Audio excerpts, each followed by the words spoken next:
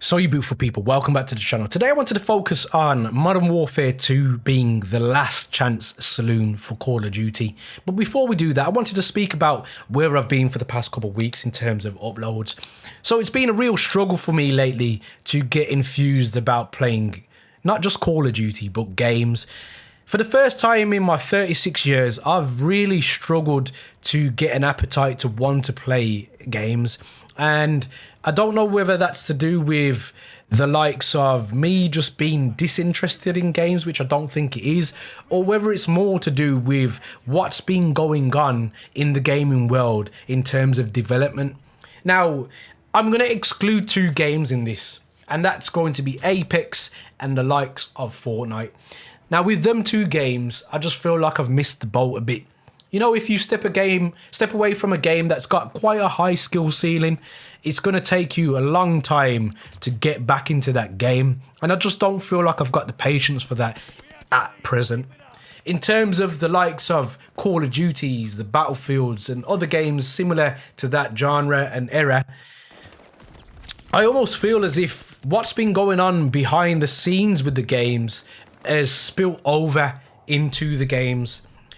It's very clear that we have no longer been looked at as communities and more as consumers, pound signs, dollar signs, because these gaming companies feel like it's okay now to publish games that need to be severely updated within the first 3 months of their life cycle, which is unacceptable.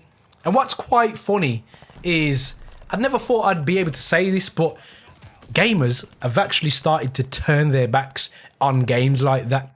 People are no longer willing to accept that as gamers, and I feel like that's where I am currently. Call of Duty Vanguard is a horrible mess. It's had a Season 2 update. I've gone on it today and the game has crashed on me 6 times. I was on a brilliant game. I thought, yes, here's the game for the footage for the video. Game crashed on me. So it just added to that frustration of not wanting to play this game. And in terms of the game itself, we know it's the worst selling Call of Duty to date. Warzone hasn't been really doing that well. And I feel that's why these messages and announcements have coincided with this about Warzone 2 and Modern Warfare 2 being brand new games, brand new engines built up from the ground. I feel like it's a distraction kind of method they've employed to try and bring our attention around to look forward to the next Call of Duty.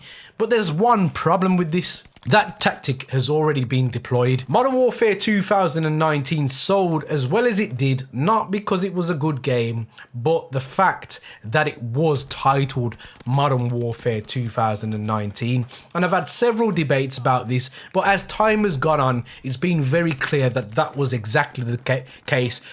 Also, the addition of Warzone helped to sell that game because people brought it because they knew it was the easiest way for you to level up your weapons very, very quickly. So it was an ingenious tactic that was employed by the likes of Activision. And so many people don't even realize that they got bamboozled by it. Now, for Modern Warfare 2019, it was a good game in terms of aesthetically, it was beautiful. One of the best looking Call of Duties I've ever played in my entire life. It sounded beautiful. The gunplay was meaty and the feedback was just beautiful in general. There were so many different good guns, and then the addition of the gunsmith gave us so much variety, although I will say there were probably just a few too many attachments that never saw the light of day on someone's gun in that game. But going forward, it had a lot wrong with it, and I feel like it was the most divisive Call of Duty that the Call of Duty community has ever experienced. You either love that game or you loathe that game. It's that simple.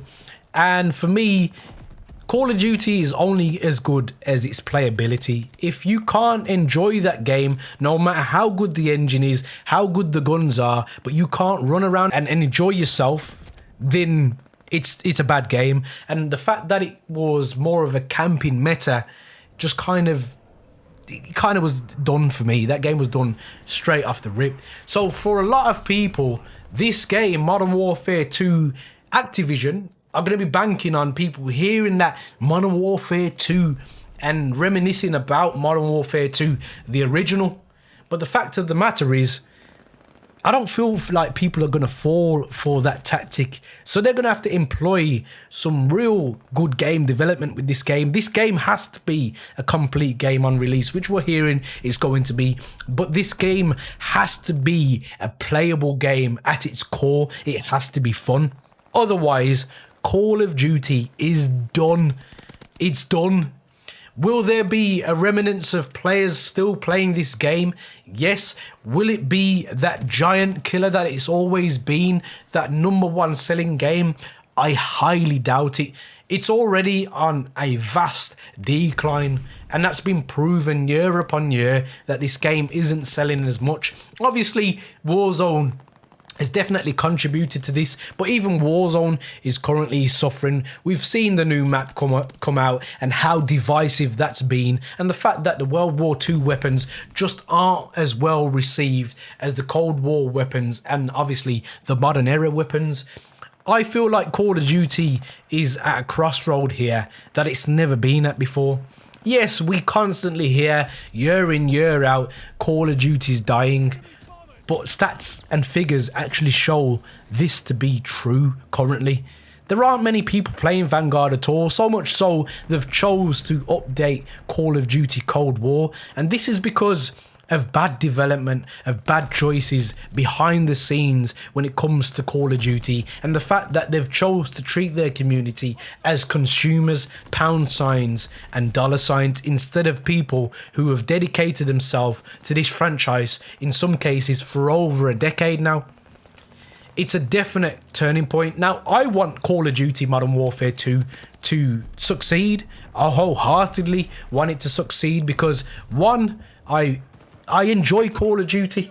2, I have a dedicated Call of Duty channel, and for me not to play Call of Duty anymore means I'm going to have to either stop uploading or do what I did with Fortnite and go over to another game and hope that you guys will follow me over, but that's not what I want to do. Now, I feel from the noise that I'm hearing that we potentially will get a very good Call of Duty, simply from the fact it's been developed for the whole development cycle, and it seems to have a more competent, and that one's in asterisks, a more competent development team. And hopefully this time these guys will have realized that they have to let the egos go and actually listen to the community that have invested thousands of hours into this game to understand what it takes to actually make it fun.